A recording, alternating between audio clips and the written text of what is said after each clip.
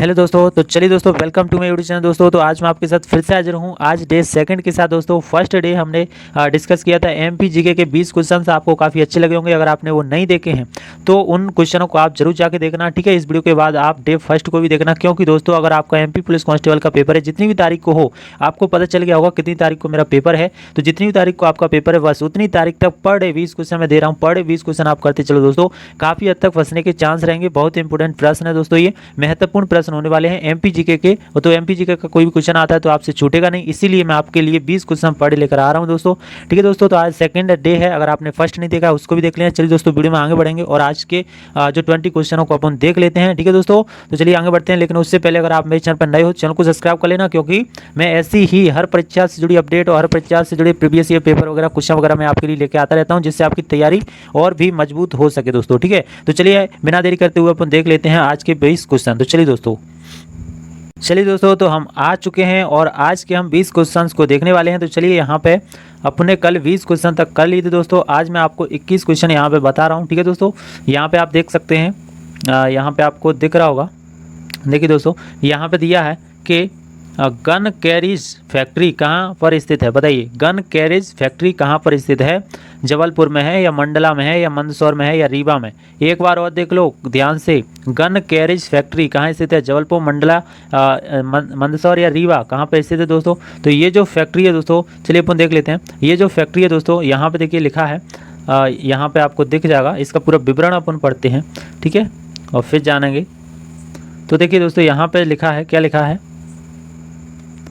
कि gun carriage factory Madhya Pradesh के जबलपुर में स्थित है। कहाँ पे स्थित है दोस्तों? जबलपुर में। आप ये ध्यान रख लेना, गन कैरेज फैक्ट्री कहाँ स्थित है? जबलपुर में स्थित है। गन कैरेज फैक्ट्री जबलपुर उत्पादन विभाग रक्षा मंत्रालय के अधीन आयुध निर्माणी बोर्ड की एक इकाई है यहाँ पर, ठीक है। आपको ध्यान रखना है गन कैरेज जो फैक्ट्री है वो मध्य प्रदेश के जबलपुर में स्थित है, इतना आपको ध्यान रखना है। चलिए दोस्तों आगे देख लेते हैं, आगे आज का नेक्स्ट प्रश्न देख लेते हैं। तो नेक्स्ट प्रश्न जो है 22 वाला प्रश्न, वो यहाँ पर क्या दिया है देख लीजिए। यहाँ पे देखो कि जंगल सत्याग्रह के नेता थे। जंगल सत्याग्रह के नेता कौन थे, बताइए। जंगल सत्याग्रह जब हुआ था तो उसके नेता कौन थे? तात्या टोपे थे, या वक्ताब सिंह थे, या गंजन सिंह कौरकू थे, कौरकू, और या यहाँ पे दिया है उपयुक्त सभी थे, बताइए। ये आपको यहाँ पे बताना है, ठीक है दोस्तों। उपयुक्त सभी थे, ये हमें बताना है। तो कौन थे यहाँ पे आपको दोस्तों? यहाँ पे तीसरा वाला जो होने वाला है, गंजन सिंह कौरकू। ये गंजन सिंह कौरकू जो थे वो जंगल सत्याग्रह के क्या थे? नेता थे दोस्तों, ध्यान रखना है। यहाँ पे अपन और जान लेते हैं इसके बारे में डिटेल। और देखिए यहाँ पे आपको डिटेल यहाँ मेंशन हो रहा है। देखिए यहाँ पे क्या लिखा है कि भारतीय कांग्रेस समिति द्वारा 9 अगस्त 1930 को जंगल सत्याग्रह प्रस्तावित किया था, ठीक है। 9 अगस्त 1930 को भारतीय कांग्रेस समिति द्वारा किया गया था प्रस्तावित जंगल सत्याग्रह की शुरुआत मध्य प्रदेश में टूरिया यानी टूरिया जिसे सिवनी कहते हैं, टूरिया और घोड़ा डोंगरी बैतूल जिसे कहते हैं से हुई। बैतूल जंगल सत्याग्रह का नेतृत्व गंजन सिंह कौरकू ने बंजारी सिंह कौरकू के साथ किया। बंजारी सिंह कौरकू और गंजन सिंह कौरकू, इन दोनों ने मिलकर ही ये किया था दोस्तों, ठीक है। तो आपको आई होप कि आपको समझ में आया होगा। चलिए दोस्तों नेक्स्ट प्रश्न देख लेते हैं। तो नेक्स्ट प्रश्न यहाँ पे होने वाला है जो 23 वाला, वो देखिए क्या होने वाला है कि लेदर कॉम्प्लेक्स किस जिले में स्थित है, बताइए। लेदर कॉम्प्लेक्स जो है, लेदर कॉम्प्लेक्स वो किस जिले में स्थित है? उज्जैन में, इंदौर में, देवास, भोपाल। तो यहाँ पे बता दूँ देवास में क्या है, देवास में हमारा लेदर कॉम्प्लेक्स स्थित है दोस्तों, ठीक है। यहाँ पे लिखा भी है, आप इसे ही पढ़ सकते हो कि यहाँ पे देखिए दिया है कि लेदर कॉम्प्लेक्स देवास जिले में स्थित है तथा इलेक्ट्रॉनिक कॉम्प्लेक्स इंदौर में है। देखो लेदर कॉम्प्लेक्स देवास में है और इलेक्ट्रॉनिक कॉम्प्लेक्स की बोले तो इंदौर में है। एग्रो कॉम्प्लेक्स है छिंदवाड़ा जिले में। आपको ध्यान रखना है, तीनों कॉम्प्लेक्सों को आपको ध्यान रखना है दोस्तों, ठीक है दोस्तों। चलिए देखते हैं नेक्स्ट प्रश्न दोस्तों। तो नेक्स्ट प्रश्न यहाँ पे होने वाला है कि बताइए कान्हा बाबा का मेला कहाँ लगता है? कान्हा बाबा का मेला कहाँ लगता है? तो कान्हा बाबा का मेला दोस्तों लगता है, वो लगता है यहाँ पे सौडलपुर में। कहाँ लगता है दोस्तों? सौडलपुर माना हरदा में। हरदा में यहाँ पे कान्हा बाबा का मेला लगता है दोस्तों। देख लेते हैं इसका विवरण भी। तो यहाँ पे लिखा है कि मध्य प्रदेश में कान्हा बाबा का मेला हरदा जिले की तमिरनी तहसील के अंतर्गत आने वाले ग्राम सौडलपुर में लगता है। इसी स्थान पर कान्हा बाबा ने समाधि ली थी। यह मेला पूर्णिमा से शुरुआत होता है, ठीक है, शुरू होता है दोस्तों। तो कान्हा बाबा का मेला कहाँ लगता है? हरदा में। हरदा का एक जिला है, हरदा की तहसील है, तमिरनी तहसील के अंतर्गत आता है ये ग्राम सौडलपुर यहाँ पे क्या है, इसका मेला लगता है दोस्तों, ध्यान रखना। आगे देख लेते हैं आगे नेक्स्ट प्रश्न। तो नेक्स्ट प्रश्न दोस्तों यहाँ पर होने वाला है, वो होने वाला है कि मध्य प्रदेश के किस जिले की सीमा राजस्थान और गुजरात से लगती है? बताइए मध्य प्रदेश के किस जिले की सीमा राजस्थान और गुजरात से यहाँ पे लगती है? तो राजस्थान और गुजरात से देखिए रतलाम, अलीराजपुर, नीमच और झाबुआ मध्य प्रदेश से किस जिले की सीमा यहाँ पे राजस्थान और गुजरात दोनों से लगती है? तो यहाँ पे मैं बता दूं आपको, जो झाबुआ है, झाबुआ उसकी सीमा यहाँ पे लगती है। तो देखिए यहाँ पे दिया भी है कि राजस्थान और गुजरात से लगने वाली सीमा झाबुआ जिले की है। कौन कौन कहीं की सीमा लगती है? झाबुआ जिले की। ठीक है, आप दोस्तों चित्र में देख सकते हो। चलिए यहाँ पे 25 क्वेश्चन आपने पढ़ लिया। अब 26वां प्रश्न अपन देख लेते हैं। तो 26वां प्रश्न जो होने वाला है ना दोस्तों, वो होने वाला है, देखिए यहाँ पे दिया है कि मध्य प्रदेश का उत्तर से दक्षिण तक विस्तार कितना? बताइए मध्य प्रदेश का उत्तर से दक्षिण तक विस्तार, इंपोर्टेंट क्वेश्चन है, आप ध्यान रखना। तो उत्तर से दक्षिण तक जो विस्तार है वो 605 किलोमीटर दोस्तों। कितना है? 605 किलोमीटर यहाँ पे होने वाला है उत्तर से दक्षिण तक का विस्तार। यहाँ पर और देख लेते हैं, यहाँ पे पूरा आपको डिटेल दिखा देता हूँ। यहाँ पे दिया देखिए कि मध्य प्रदेश की उत्तर से दक्षिण की लंबाई 605 किलोमीटर तथा पूर्व से पश्चिम की लंबाई 870 किलोमीटर है। देखिए उत्तरी जिला यहाँ पे पूछे तो मुरैना है, दक्षिणी जिला यहाँ पे बुरहानपुर है, पूर्वी जिला सिंगरौली है और पश्चिमी जिला यहाँ पे अलीराजपुर है। दोस्तों ये आपको ध्यान रखना है, बहुत ही इंपॉर्टेंट महत्वपूर्ण प्रश्न होने वाले। और आपको अगर प्रश्न अच्छे लग रहे हैं ना दोस्तों, तो वीडियो को लाइक कर दो और चैनल को भी सब्सक्राइब करके रखना, क्योंकि मैं ऐसी ही क्वेश्चन आपकी परीक्षा के लिए लेके आता रहता हूँ, जो आपकी परीक्षा के लिए बहुत ही इंपॉर्टेंट होने वाले हैं दोस्तों। ठीक है, इन्हें आप करके ले जाना। चलिए नेक्स्ट प्रश्न देखते हैं। यहाँ पर 82 डिग्री 30 पूर्वी देशांतर भारत मानक समय रेखा मध्य प्रदेश के किस जिले से गुजरती है? बताइए पूर्वी देशांतर भारत मानव यानी 82 डिग्री 30 पूर्वी देशांतर भारत मानक जो समय रेखा है, भारत मानक समय रेखा, वो मध्य प्रदेश के किस जिले से होकर गुजरती है, ये बताना है। तो यहाँ पे दिया देखिए दोस्तों, यहाँ पे दिया है रीवा दिया है, सिंगरौली दिया, सीधी दिया, अनूपपुर दिया। तो यहाँ पे जो सिंगरौली है, सिंगरौली जो है उससे क्या है, यहाँ पर गुजरती है। देखो यहाँ पर अपन देख लेते हैं। यहाँ पर दिया भारत के 5 राज्य जिनके मध्य से भारतीय मानक देशांतर रेखा 82 डिग्री 30 यहाँ पे पूर्वी उत्तर प्रदेश, मध्य प्रदेश, छत्तीसगढ़, उड़ीसा और आंध्र प्रदेश से गुजरती है। यहाँ पे ध्यान रखना है दोस्तों, कहाँ से? उत्तर प्रदेश से, मध्य प्रदेश से, छत्तीसगढ़ से, उड़ीसा से और आंध्र प्रदेश से यहाँ पे गुजरती है। ठीक है, तो मध्य प्रदेश के यहाँ पे किस जिले से गुजरती है, यहाँ पे आपको ये भी दिखाना है। तो सिंगरौली से, यहाँ पे मध्य प्रदेश के सिंगरौली जिले से यहाँ पे मानक समय रेखा सिंगरौली जिले से गुजरती है दोस्तों, ध्यान रखना है। चलिए देख लेते हैं दोस्तों नेक्स्ट प्रश्न। नेक्स्ट प्रश्न जो होने वाला है वो होने वाला है, देखिए यहाँ पे कि देवारण्य योजना किस वर्ग से संबंधित है? देवारण्य योजना किस वर्ग से संबंधित है, ये बताना है। तो यहाँ पर दिया अनुसूचित जाति, अनुसूचित जनजाति, पिछड़ा वर्ग या सामान्य वर्ग। तो यहाँ पे ये दिया ना दोस्तों अनुसूचित जनजाति, अनुसूचित जनजाति है वो यहाँ पे दिया गया है, यानी जो एसटी है, एसटी के अंतर्गत यहाँ पे आता है अनुसूचित जनजाति। इसको यहाँ पे देवारण्य योजना किस वर्ग को दिया गया? तो देवारण्य योजना एसटी को दिया गया, अनुसूचित जनजाति को। ठीक है, और इसका विस्तार थोड़ा पढ़ लेते हैं। तो यहाँ पर दिया है देवारण्य योजना अनुसूचित जनजाति से संबंधित है। इस योजना से अधिक लोगों को आयुर्वेद के माध्यम से स्वास्थ्य लाभ मिले और प्रदेश के जनजातीय क्षेत्र में रहने वाले लोगों को रोजगार दिलाने के लिए देवारण्य योजना शुरू की गई। दोस्तों ध्यान रखना, यहाँ पर रोजगार दिलाने के लिए देवारण्य योजना शुरू की गई एसटी के युवाओं को। ठीक है दोस्तों, आगे बढ़ते हैं। यहाँ पे अपने 28 क्वेश्चन पढ़ लिए हैं और अपन आगे बढ़ते हैं 29वें क्वेश्चन की ओर। यहाँ पे देखो 29वां क्वेश्चन क्या दिया है, यहाँ पे आप देख सकते हो। तो देखिए यहाँ पे जो 29वां प्रश्न है वो दिया है तुमैन अभिलेख कहाँ पर स्थित है? बताइए तुमैन अभिलेख कहाँ पर स्थित है? तो तुमैन अभिलेख जो है दोस्तों वो है यहाँ पे देखिए दतिया, अशोकनगर, जबलपुर या विदिशा। तो यहाँ पे जो अशोकनगर है दोस्तों, अशोकनगर, वहाँ पे क्या होने वाला है? तुमैन अभिलेख स्थित है। कहाँ पे? अशोकनगर में स्थित है। चलिए इसका विवरण भी देख लेते हैं। तो इसका विवरण होने वाला है कि यह अभिलेख अशोकनगर जिले में स्थित है। इस अभिलेख में राजा को शरदकालीन सूर्य की भांति बताया गया है। इस अभिलेख में कुमार गुप्त प्रथम के शासनकाल की जानकारी मिलती है। ठीक है, यहाँ पे तो आप ध्यान रखना कि ये अशोकनगर में है दोस्तों स्थित है। आगे देख लेते हैं आगे नेक्स्ट प्रश्न।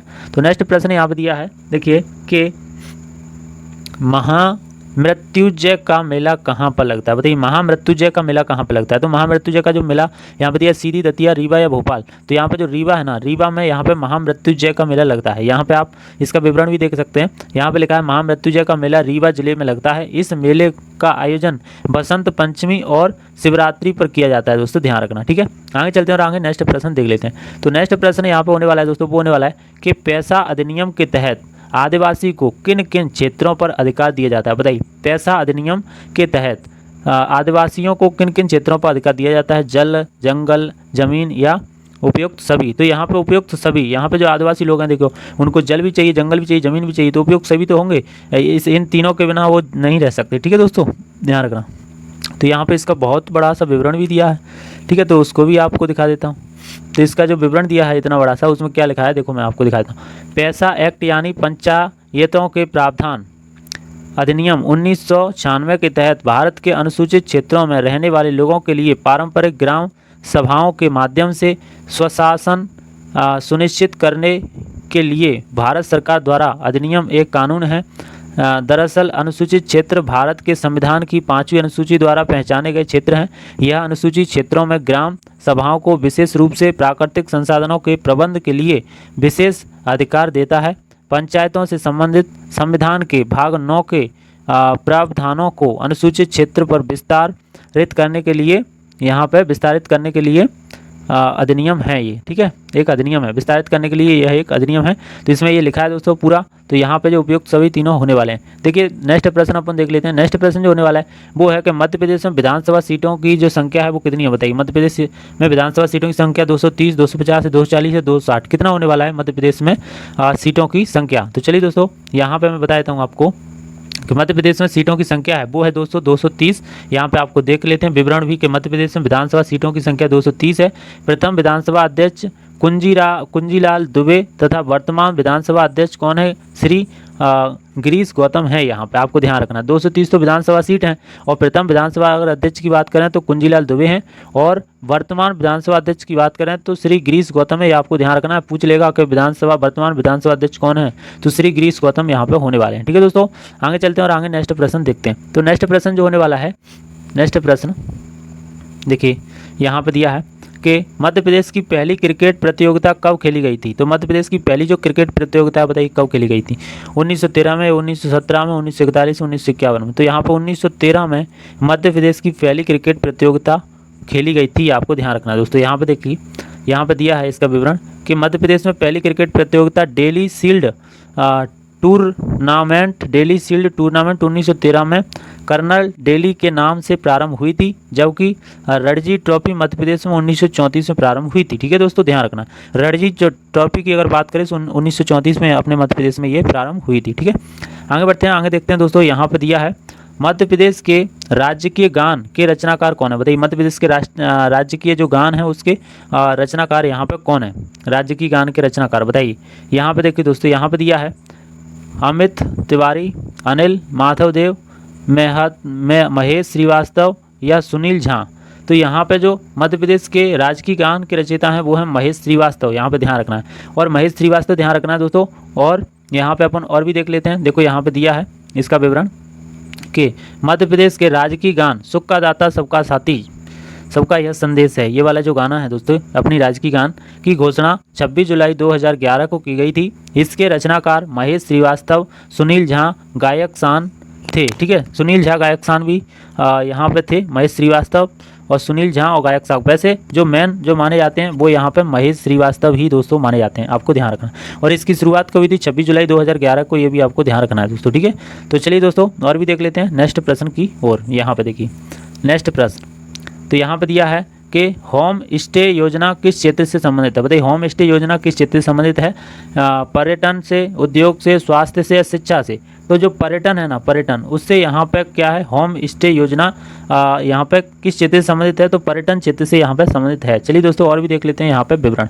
तो विवरण जो दिया है वो दिया है यहाँ पे देखिए, यहाँ पे जो विवरण है ना, विवरण क्या दिया है देखो, विवरण जो दिया है वो दिया कि मध्य प्रदेश शासन द्वारा देश और विदेश के पर्यटकों तथा यात्रियों को ठहरने के लिए स्वच्छ एवं किफ़ायती स्थान उपलब्ध कराने तथा पर्यटन को भारतीय परिवारों के साथ रुकने से उन्हें भारतीय संस्कृति, परंपराओं और भारतीय भोजन के अवसर से रूबरू कराने के लिए प्रदेश में होम स्टे की नवीन योजना को लागू किया गया। तो होम स्टे की न्यू योजना को यहाँ पे पर्यटन के लिए लागू किया गया है। जैसे कोई पर्यटन हमारे यहाँ घूमने आता है तो उसके लिए जो व्यवस्था करना, स्वच्छ या व्यवस्था यहाँ पे होनी चाहिए, उसके लिए योजना दोस्तों चालू की गई है। ठीक है, आगे देख लेते हैं और आगे यहाँ पे 36वां जो प्रश्न होने वाला है वो होने वाला है कि आदिवासी खेल कूद विद्यालय प्रदेश में कहाँ पर स्थित है बताइए। आदिवासी खेलकूद विद्यालय प्रदेश में कहाँ स्थित है, तो आदिवासी जो खेलकूद विद्यालय है दोस्तों वो है यहाँ पे देखो सागर, रीवा, भोपाल, अलीराजपुर। तो यहाँ पे जो अलीराजपुर है उसमें दोस्तों यहाँ पे ये स्थित होने वाला है आदिवासी खेलकूद विद्यालय। ठीक है दोस्तों, यहाँ पे दिया भी है कि आदिवासी खेलकूद विद्यालय अलीराजपुर जिले में स्थित है दोस्तों। ठीक है दोस्तों, तो और देख लेते हैं हम यहाँ पे तो यहाँ पे आज का जो 37वां जो प्रश्न होने वाला है वो यहाँ पे देखिए 37वां प्रश्न होने वाला है कि ठाकुर रणमत सिंह ने स्वतंत्रता के लिए संघर्ष कहाँ पर किया था, बताइए। ठाकुर रणमत सिंह ने स्वतंत्रता के लिए संघर्ष कहाँ पर किया था? सागर में, रीवा में, पन्ना में, सीधी में। तो यहाँ पे दोस्तों जो रीवा होने वाला है वहाँ पे इन्होंने संघर्ष किया था। यहाँ पे दिया भी है कि ठाकुर रणमत सिंह महाकौशल विद्य क्षेत्र रीवा ने स्वतंत्रता के लिए संघर्ष किया था। रीवा में स्वतंत्रता के लिए इन्होंने संघर्ष किया था दोस्तों, ये आपको ध्यान रखना है। आज का जो 38वां क्वेश्चन होने वाला है वो होने वाला है, देखिए यहाँ पे कि लैटेराइट मृदा राज्य के किस जिले में पाई जाती है, बताइए। जो लैटेराइट मृदा है वो राज्य के किस जिले में पाई जाती है? छिंदवाड़ा, बालाघाट, सिवनी, सागर। ये एक ही है, ठीक है। छिंदवाड़ा या बालाघाट में, सिवनी, सागर और यहाँ पे खंडवा, खरगोन, भिंड, मुरैना कहाँ पे पाई जाती है लैटेराइट मिट्टी? तो यहाँ पे आपको मैं बता दूँ छिंदवाड़ा और जो बालाघाट है उनमें यहाँ पे लैटेराइट मिट्टी दोस्तों पाई जाती है, ठीक है। अगर आप मिट्टी वाले चैप्टर अगर आपने पढ़ा है तो आप अच्छे से बता भी सकते हो, ठीक है। यहाँ पे दिया कि लैटेराइट मिट्टी को लाल भूरी मिट्टी भी कहा जाता है। इनमें आयरन एवं एल्यूमिनियम की अधिकता पाई जाती है। इनके कारण इस मिट्टी की उपजाऊ कम हो जाती है। इसका विस्तार छिंदवाड़ा, बालाघाट और बैतूल जिले में है, ठीक है दोस्तों। ये मिट्टी उपजाऊ कम होती है तो इसका विस्तार है दोस्तों वो छिंदवाड़ा, बालाघाट और बैतूल जिले में ये पाई जाती है। यहाँ पे देख लेते हैं 39 प्रश्न। और यहाँ पे देखिए मध्य प्रदेश के, यहाँ पे दिया है कि मध्य प्रदेश के प्रमुख दुर्ग व उनके निर्माता से जोड़े में क्या गलत है, बताइए। मध्य प्रदेश के प्रमुख दुर्ग व उनके निर्माता से जोड़े में क्या गलत है? तो यहाँ पे देखो, यहाँ पे कुछ जोड़े दिए गए हैं, अब वो आपको देखना है क्या गलत है वो देखना है। देखो ग्वालियर दुर्ग सूरसेन, ठीक है, ग्वालियर के राजा थे सूरसेन। मंडला दुर्ग के राजा थे राजा नरेश शाह। और यहाँ पे रायसेन दुर्ग में दिया है महाराजा अजयपाल। और यहाँ पे गिर्रोनगढ़ दुर्ग है उसके दिया था महाराजा उदय बर्मन, यहाँ पे दिया था। तो ये कौन सा मेल यहाँ पे गलत है? तो दोस्तों जो रायसेन दुर्ग है, रायसेन दुर्ग के महाराजा जो यहाँ पे महाराजा अजयपाल हैं वो यहाँ पे गलत दिए गए हैं। और हम देख लेते हैं विवरण में।